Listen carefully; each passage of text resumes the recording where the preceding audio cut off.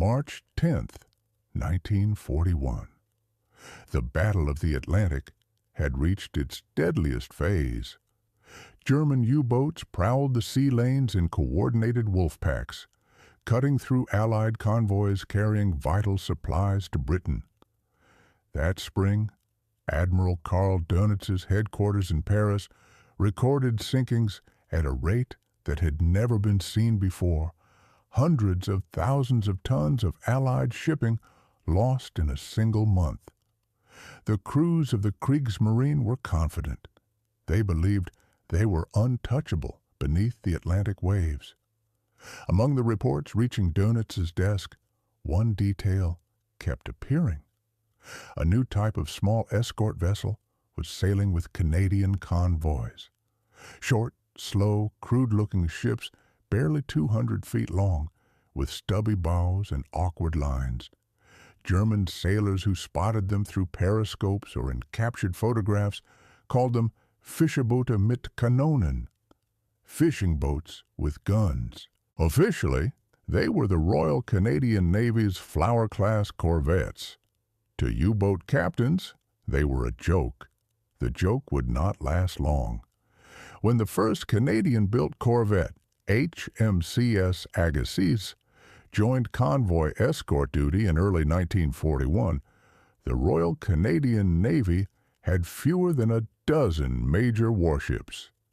It was an untested force. Many of its officers had come from merchant or fishing backgrounds, and its crews were young men with only basic training behind them. The corvettes they sailed had been hastily constructed in civilian shipyards that had never built warships before. Everything about them seemed improvised. The hulls were narrow, the decks cramped, the living quarters genuinely miserable. In heavy seas, the ships pitched so violently that men described being thrown from their bunks during the night.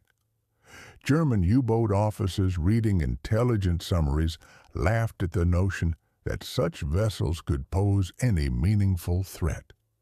These ships represented desperation, they concluded, evidence that Britain was running out of professional escort vessels. Dönitz himself reportedly remarked that such toys would not hold the sea against him. Yet within months, those toys began to prove their worth. The first Canadian corvettes encountered U-boats along the treacherous routes between St. John's, Newfoundland, and Iceland, one of the most dangerous stretches of water in the world. Fog-bound, freezing, and hunted day and night by submarines waiting for easy prey. Convoys moved slowly, rarely exceeding 8 knots, which made them perfect targets for a submerged U-boat. HMCS Snowberry was part of convoy HX-113 when the corvette crews faced their first real test. Late on the night of April 3, 1941, the convoy's merchant ships were cutting through rough seas under blackout conditions when a sharp sonar contact was picked up.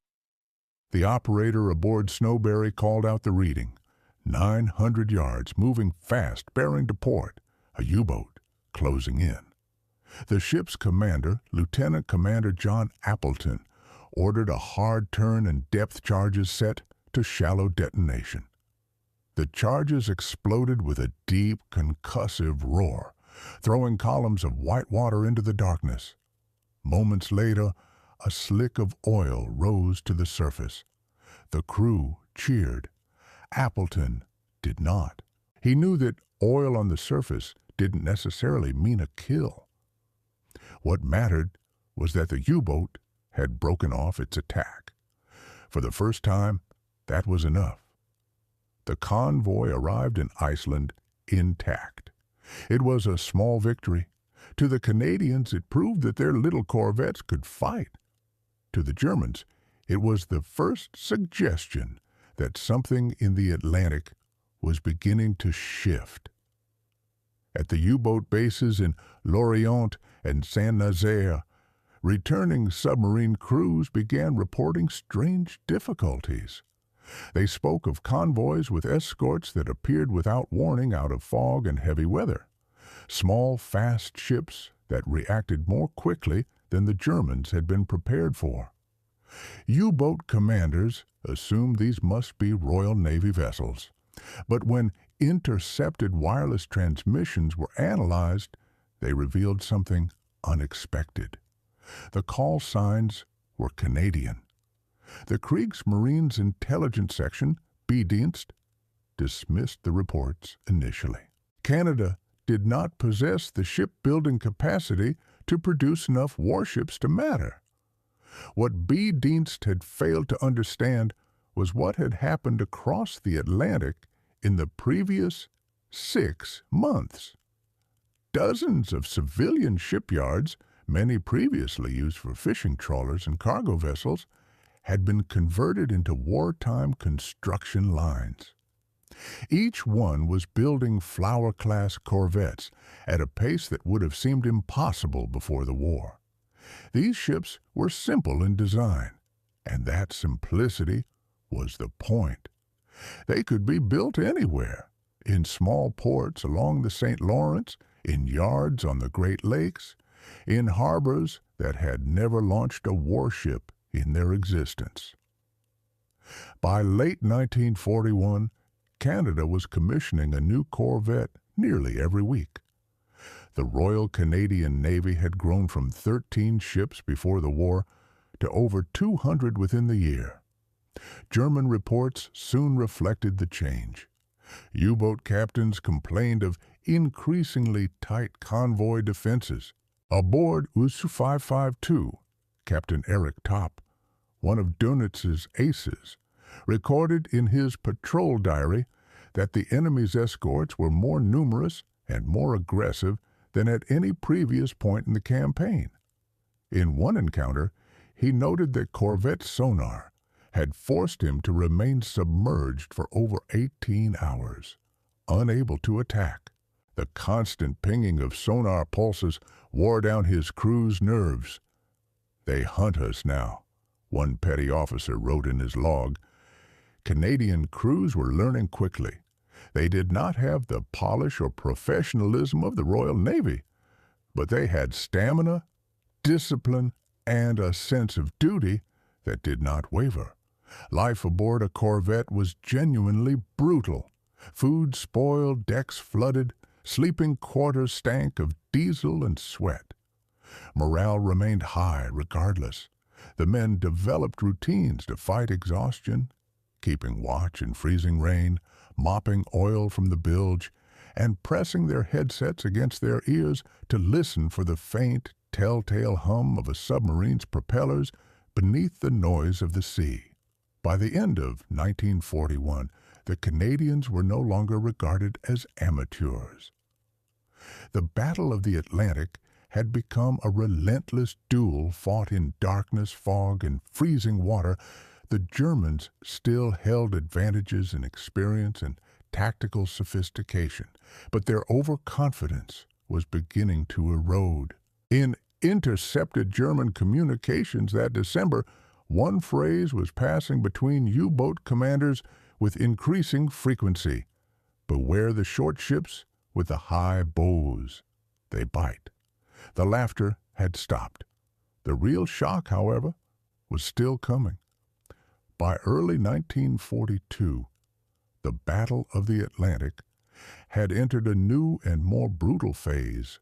With France fallen and Germany holding direct access to Atlantic ports, Dönitz's U-boats were operating farther west than ever before. For a time, it seemed nothing could slow them.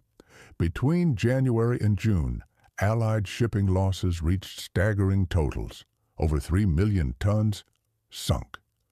The Kriegsmarine's propaganda machine celebrated the U-boat arm as Germany's silent hunters. At the bases in Lorient, Brest, and Saint-Nazaire, the mood among returning crews was triumphant. They had crippled Allied supply lines and driven Britain toward the edge of starvation.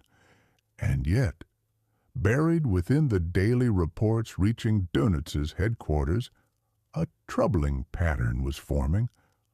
convoys departing Halifax and St. John's, previously among the most vulnerable, were now among the most heavily defended. U-boats were returning damaged, shaken, and with crew missing. Others were simply not returning at all. The cause was the same ships the Germans had once mocked. The transformation had begun quietly. In late 1941, the Royal Canadian Navy, recognizing that spreading escort vessels thin across hundreds of miles was producing poor results, reorganized its convoy protection. Instead of diluting its ships across vast stretches of open ocean, it began forming small coordinated hunter-killer units, typically 4 or 5 corvettes operating under a single commander. These groups were equipped with improved ASDIC sonar and, critically, the new centimetric radar sets that could detect a U-boat's conning tower, even in total darkness or heavy fog. The Germans did not yet know it, but the balance in the Atlantic had shifted.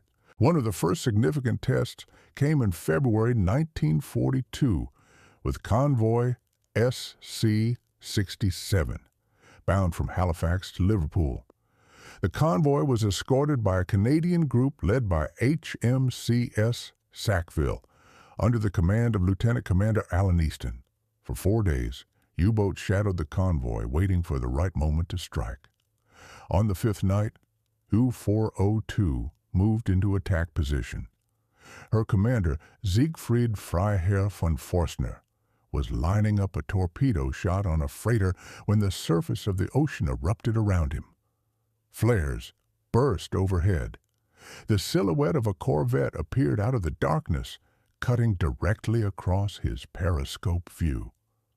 Von Forstner dove, expecting the threat to pass. It did not.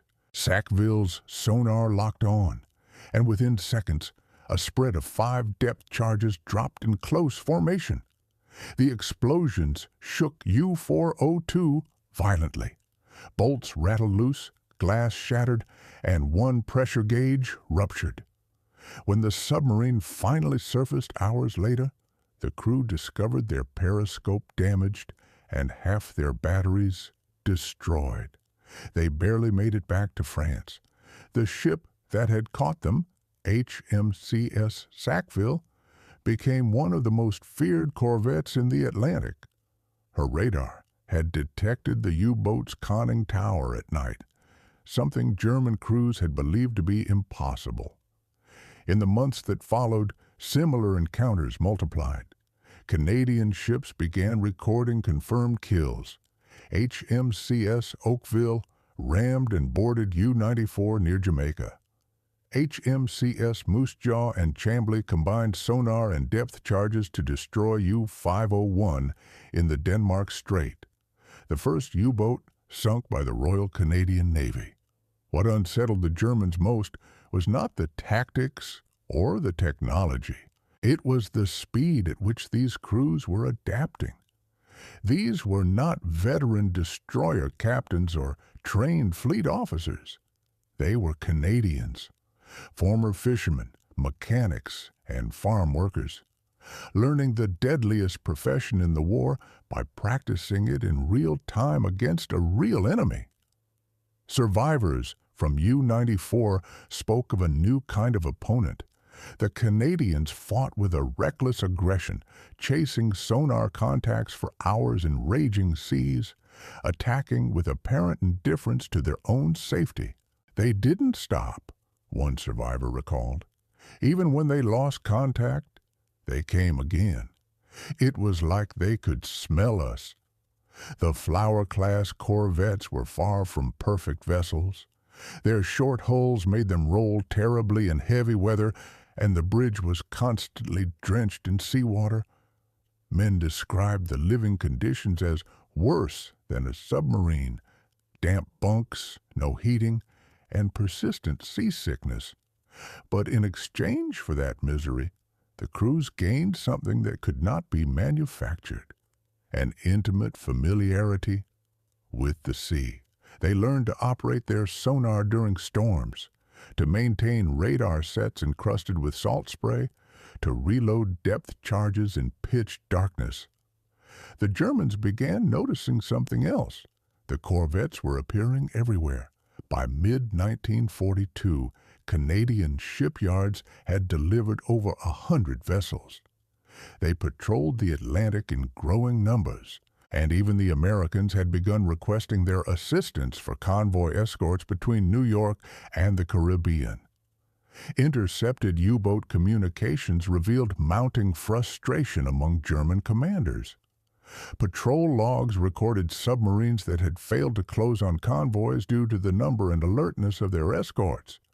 Others described being pursued for days by ships that refused to break off the hunt. At Dönitz's headquarters, analysts charted U-boat losses and found a pattern they could not explain. Boats operating in what they called the Newfoundland Gap, the central Atlantic beyond the range of land-based aircraft, were disappearing without distress signals. Dönitz understood that something fundamental had changed, but he could not yet determine what Canada had actually done to the Atlantic battle. What the Germans did not yet understand was that Canadian corvettes were no longer operating without direction.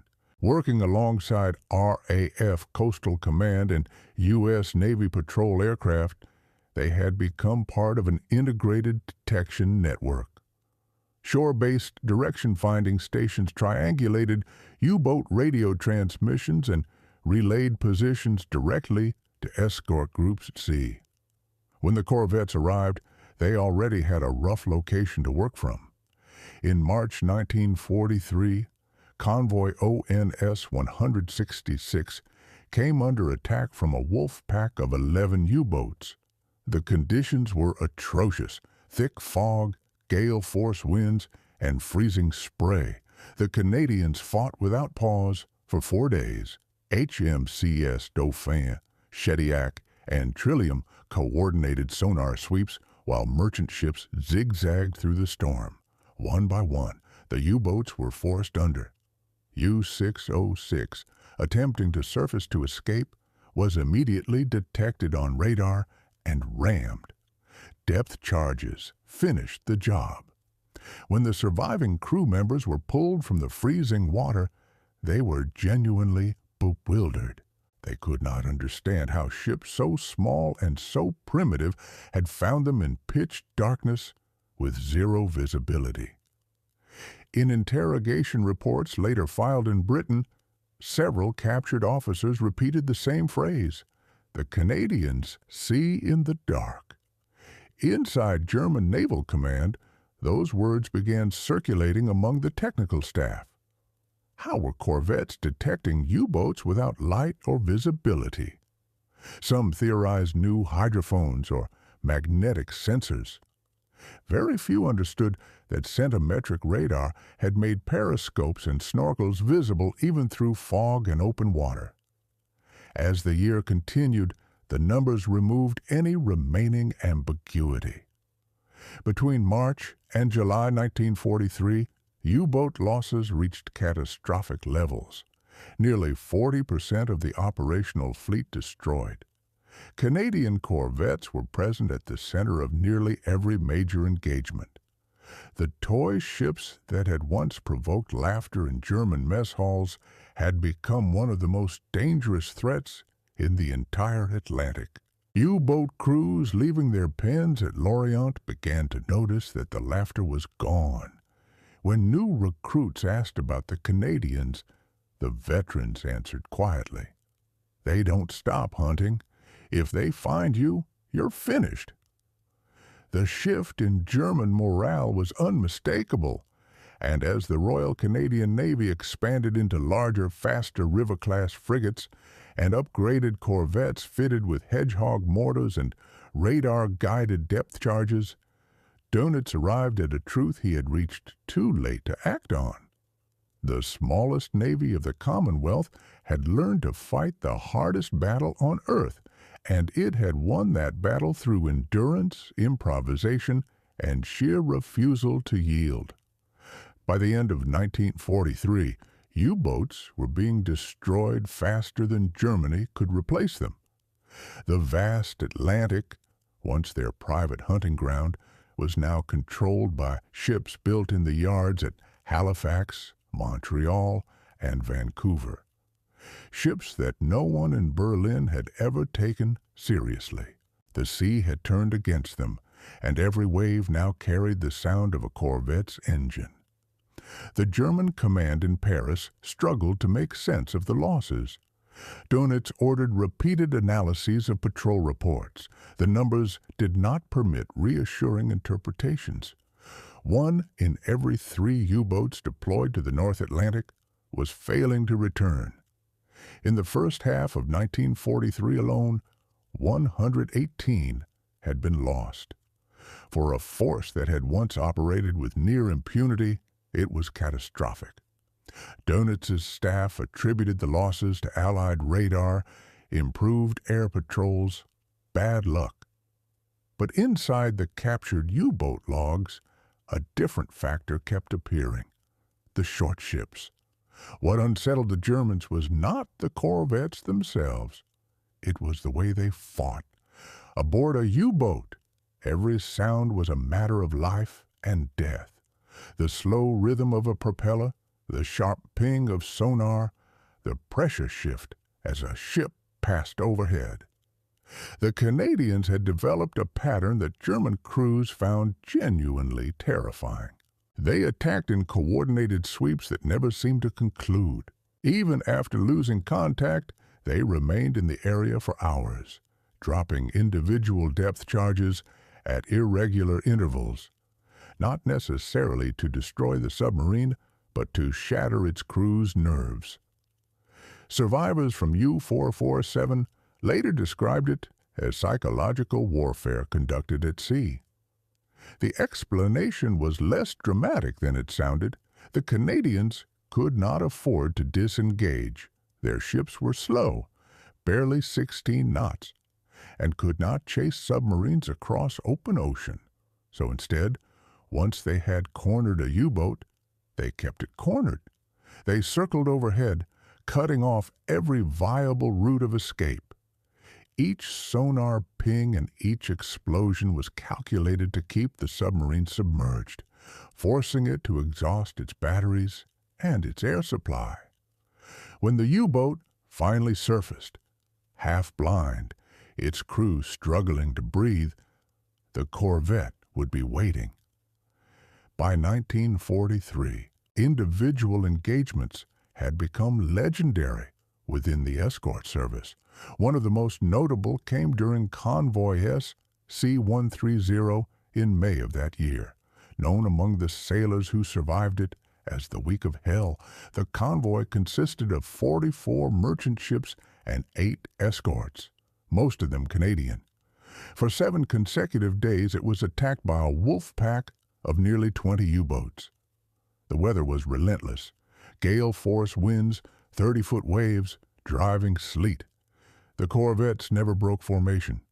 HMCS Drumheller, commanded by Lieutenant Commander Donald McIntyre, detected a U-boat at night on radar and drove it under with a full pattern of depth charges. Within hours, HMCS Chambly made a separate contact and delivered the finishing blows. When dawn came, debris and oil covered the surface. The Canadians had destroyed U-753, one of Dönitz's most experienced boats. For the sailors aboard those small ships, victory came at a severe personal cost. Crews rarely slept more than 4 hours in any 24-hour period. The relentless motion of the sea and storm conditions left men bruised and soaked for weeks without interruption. When depth charges were released, the shock waves traveled through the hull and burst eardrums and knocked men from their feet. The food, mostly tinned meat, bread, and tea, was barely edible, and everything aboard smelled of diesel and salt. Morale remained remarkably high regardless. For many of the men, it was personal. They understood that every merchant ship they protected meant food and fuel reaching Britain, and they understood what failure looked like. Men in the water in darkness, in water cold enough to kill within minutes. In Berlin, Dönitz's analysts noticed something they found disturbing. Every time U-boats attempted to avoid British-controlled lanes by moving farther north, they still encountered corvettes. The Canadians had developed independent patrol patterns, roving escort groups that no longer required British authorization or coordination. For a navy that had entered the war as an auxiliary force, it was a remarkable evolution. B. Dönitz began intercepting signals from Canadian-led task forces, EGC and EGD, working alongside British and American aircraft in coordinated operations that the Germans had not anticipated and could not easily counter. In one engagement west of Ireland, HMCS Rosthern and HMCS Calgary cornered U-954 after a prolonged sonar pursuit. When the submarine attempted to dive deeper, Calgary dropped its full-depth charge pattern in precise sequence. The water erupted in towering columns. Then silence. Hours later, oil slicks appeared. Among the dead aboard U-954 was Peter Dönitz, the Admiral's own son. The loss struck German Naval Command like a physical blow. For the first time, Dönitz publicly acknowledged that the Allies had achieved both technological and tactical superiority in the Atlantic. But technology alone did not account for it. Canadian sailors had developed instincts that instruments could not replicate. They had learned to read the sea through sound, to distinguish a whale from a submarine by the character of the sonar echo, to sense a U-boat's proximity through the faint vibration transmitted through the hull. Many officers said afterward that their men had operated throughout the campaign somewhere between careful listening and educated instinct. They worked like hunters, not technicians. By mid-1943, Canadian shipyards were delivering the next generation of escorts, the River-class frigates. Larger, faster, and more stable than the corvettes, they were crewed by men who carried the lessons of the Flower class in their bones. Those lessons had been learned in the worst conditions the North Atlantic could produce. They were written in salt, oil, and the names of men who had not come home. The corvettes themselves became something close to legend, not for their size or their firepower, but for what they had endured and what they had refused to let happen on their watch. In German bases, the atmosphere had changed completely. The young recruits who had once laughed at descriptions of Canada's toy ships now heard different stories. Stories of boats that disappeared without distress calls, of sonar that never stopped, of corvettes materializing out of fog as though they had no physical origin. In the concrete pens at Lorient and La Rochelle, an unspoken calculation spread through the crews. If you were assigned to the North Atlantic, especially to the Newfoundland Gap, your odds of returning were poor. By 1944, the Royal Canadian Navy was no longer a minor force. It was the third largest Allied navy on Earth, over 400 ships, manned by tens of thousands of sailors who had begun the war training in borrowed fishing boats and were now running convoy operations across ocean-wide distances. They had done something that had seemed genuinely impossible in 1939. They had turned a hunter's ocean into a battlefield on their own terms. Below the surface, among the broken hulls of U-boats lying silent on the Atlantic floor, lay the evidence of that transformation. German engineers who had once dismissed the Flower-class corvettes as crude and improvised spent the final years of the war studying the lost records and arriving at an uncomfortable conclusion that the Canadians had built ships for the ocean rather than for the harbor. and crewed them with men who were constitutionally incapable of stopping. One engineer from the U-boat testing facility at Kiel, asked after the war about the Corvettes, answered simply, "We thought they were crude, but they were built for the sea, not the dock. They were built like the men who sailed them, hard, simple, and impossible to break." German survivors who spent the remainder of the war in Canadian prisoner-of-war camps expressed surprise not merely at being defeated, but at the competence and organization of the force that had defeated them. They had entered the war believing Canada was a distant dominion with no meaningful naval or industrial weight. What they discovered was a country that had built one of the largest escort fleets in the world and manned it with volunteers who learned faster than any enemy had predicted. The last U-boat sunk by Canadian forces was U-30, destroyed in April 1945 off the coast of Ireland by HMCS New Glasgow and HMCS Thetford Mines. The engagement lasted through the night, another relentless sonar pursuit ending in silence. When the crew of Thetford Mines looked out over the debris field at dawn, they did not cheer. They logged the position, marked the oil slick on the chart, and turned back to their convoy. The war was nearly over. Their duty was not. By May 1945, Germany had surrendered. The U-boat pens stood empty. The Atlantic was quiet for the first time in 6 years. In Canadian ports from Halifax to St. John's, battered corvettes came home one by one. Hulls rusted, paint stripped by years of salt and wind. They had done what no one at the beginning of the war had believed was possible. They had held the lifeline across the Atlantic open. Without them, Britain might have run out of food before D-Day was ever launched. For the sailors who had served on those ships, the memories did not fade with the years. The taste of salt on the wind, the smell of oil and cordite in the cramped spaces below decks, the sound of engines and sonar pings that became the constant background rhythm of their lives for years at a time. They had faced one of the most capable and dangerous enemies in naval history and outlasted him through endurance, improvisation, and a refusal to quit. In the years after the war, when historians interviewed German veterans and asked about their most feared opponents, the veterans did not name the British destroyer squadrons or the American hunter-killer groups. They named the Corvettes. They named the Canadians.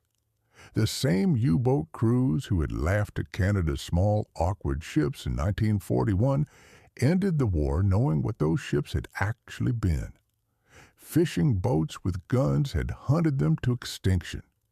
Toy ships had ruled the Atlantic, and behind every one of them had stood a crew that had refused to stop, regardless of the weather, the odds, or the depth of the water beneath them. Strength was not in size. It was not in sophistication. In the cold, endless expanse of the North Atlantic, it was determination that decided who survived. And determination was the one thing the Canadians had never been short of.